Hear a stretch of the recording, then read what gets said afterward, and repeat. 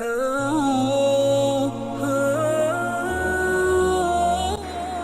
اللہ الرحمن الرحیم۔ السلام علیکم۔ آج کی میری ویڈیو محرم الحرام کے بارے میں ہے۔ ویڈیو شروع ہونے سے پہلے میری آپ سب سے گزارش ہے کہ ویڈیو کو آخر تک دیکھیے اور اس چینل کو ضرور سبسکرائب کریں تاکہ میری حوصلہ افزائی ہو۔ تو آئیے چلتے ہیں اپنے موضوع کی طرف۔ محرم الحرام اسلامی کیلنڈر کا پہلا مہینہ ہے۔ محرم یعنی مقدس، لائق احترام، بزرگی اور عظمت والا مہینہ ہے۔ ایسا مہینہ ہے جس میں لڑائی اور فساد، جنگ و جدال حرام کیا گیا ہے۔ ایسا مہینہ جس میں خون ریزی ممنوع قرار دی گئی۔ یوں تو سال کے 12 مہینے ہیں اور ہر مہینے کے 30 دن اللہ تعالیٰ کے پیدا کیے ہوئے ہیں، لیکن اللہ تعالیٰ نے پورے سال کے بعض ایام کو خصوصی فضیلت عطا فرمائی ہے۔ محرم کا مہینہ بھی ایک ایسا ہی مہینہ ہے جس کو قرآن پاک نے حرمت والا مہینہ قرار دیا ہے۔ اللہ تعالیٰ نے قرآن پاک میں ارشاد فرمایا کہ 4 مہینے حرمت والے ہیں، ان میں سے ایک مہینہ محرم کا ہے۔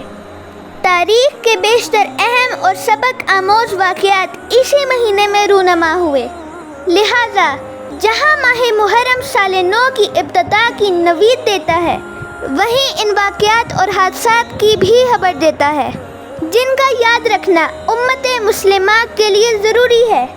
زندہ اقوام کی علامت یہی ہوتی ہے کہ وہ اپنی تاریخ اسلاف کے کارناموں اور واقعات سے بے خبر نہیں رہتی، تو محرم کا آغاز بھی ہمیں ان تاریخی حقائق سے باخبر ہونے کا موقع فراہم کرتا ہے۔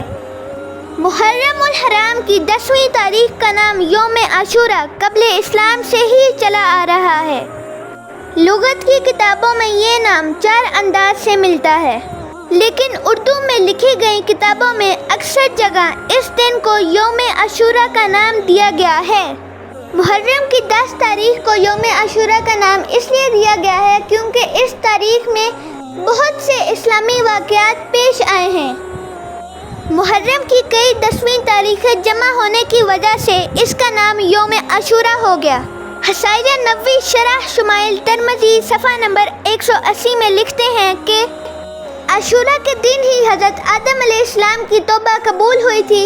حضرت نوح علیہ السلام کی کشتی جودی پہاڑ کے کنارے 10 محرم کو ہی ٹھہری تھی۔ حضرت موسیٰ علیہ السلام کو فرعون سے نجات بھی 10 محرم کو ہی ملی تھی اور فرعون غرق ہوا تھا۔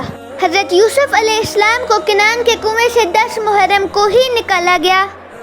حضرت عیسیٰ علیہ السلام کی ولادت بھی 10 محرم کو ہوئی اور اسی دن حضرت عیسیٰ علیہ السلام کو زندہ آسمان پر اٹھایا گیا۔ اللہ تعالیٰ نے حضرت یعقوب علیہ السلام کو ان کے مرض سے اسی دن ہی شفا دی اور اسی روز حضرت ادریس علیہ السلام کو آسمانوں پر اٹھایا گیا۔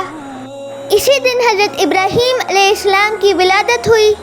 اسی دن حضرت یونس علیہ السلام کو مچھلی کے پیٹ سے نجات ملی اور اسی دن ان کی امت کا قصور معاف ہوا اور اسی دن حضرت سلیمان علیہ السلام کو ان کا ملک عطا ہوا اور اسی روز حضرت امام حسین رضی اللہ تعالی عنہ نے باطل کے سامنے کلمہ حق بلند کرتے ہوئے سر جھکانے سے انکار کیا اور جام شہادت نوش کیا۔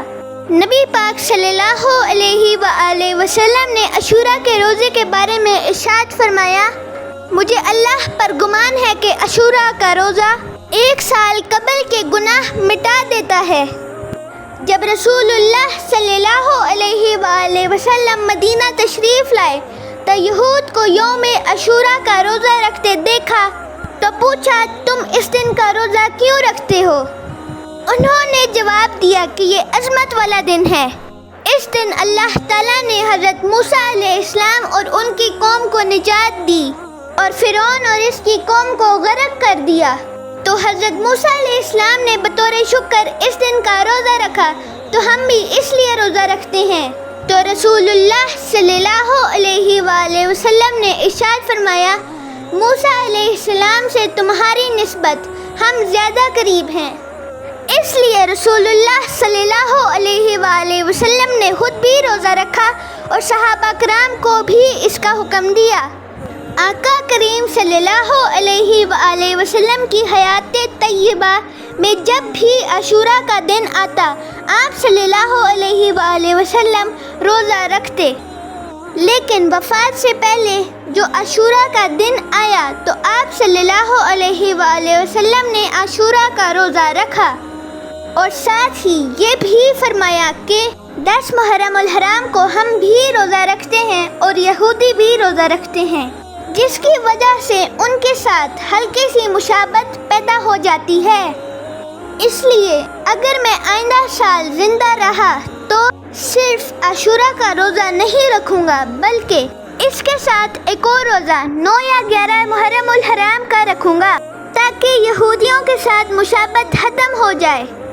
لیکن اگلے سال عاشورہ کا دن آنے سے پہلے ہی سرکار دو عالم حضرت محمد صلی اللہ علیہ وآلہ وسلم کا وصال ہو گیا، اور آپ صلی اللہ علیہ وآلہ وسلم کو اس پر عمل کرنے کا موقع نہیں ملا۔ ایک اور روایت کے مطابق رمضان کے روزوں کی فرضیت سے پہلے عاشورہ کا روزہ فرض تھا، لیکن جب رمضان کے روزے فرض ہو گئے، جس کا دل چاہتا وہ عاشورہ کا روزہ رکھتا اور جس کا جی چاہتا وہ نہ رکھتا۔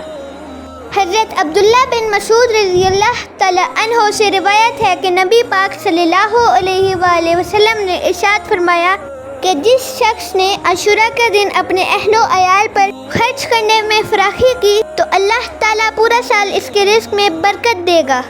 ان تمام ارشادات نبوی سے ثابت ہوا کہ 10ویں محرم کا تعلق اسلامی تعلیمات سے کافی گہرا ہے، اور یہ دن امت مسلمہ کے لیے قابل احترام ہے، اور سب سے بڑھ کر حضرت امام حسین رضی اللہ تعالیٰ عنہ کی قربانی جو انہوں نے دین اسلام کے لیے دی۔ حضرت امام عالی مقام نے فرمایا، میرے لیے موت کی آغوش کسی فاسق شخص کے ساتھ زندگی بسر کرنے سے 1000 درجہ بہتر ہے۔ ہم لوگ فاسقوں کے ساتھ بھی رہتے ہیں اور خود کو حضرت امام حسین رضی اللہ تعالیٰ عنہ کا غلام بھی کہتے ہیں۔ ہم کیسے لوگ ہیں جو ظالمانہ زندگی گزارنے کے باوجود بھی عزت حضرت امام حسین رضی اللہ تعالیٰ عنہ جیسی چاہتے ہیں؟ ہم کیسے لوگ ہیں؟ کیا ہم اس کردار کے ساتھ دنیا و آخرت میں اللہ تعالیٰ کی مہربانی کے حقدار ہو سکتے ہیں؟ اللہ پاک ہم سب کو دین اسلام پہ چلنے کی توفیق عطا فرمائے اور دنیا و آخرت کی کامیابی عطا کرے۔ اپنے ارد گرد کے لوگوں کا خیال رکھیں اور مجھے بھی اپنی دعا میں یاد رکھیں۔ اللہ حافظ۔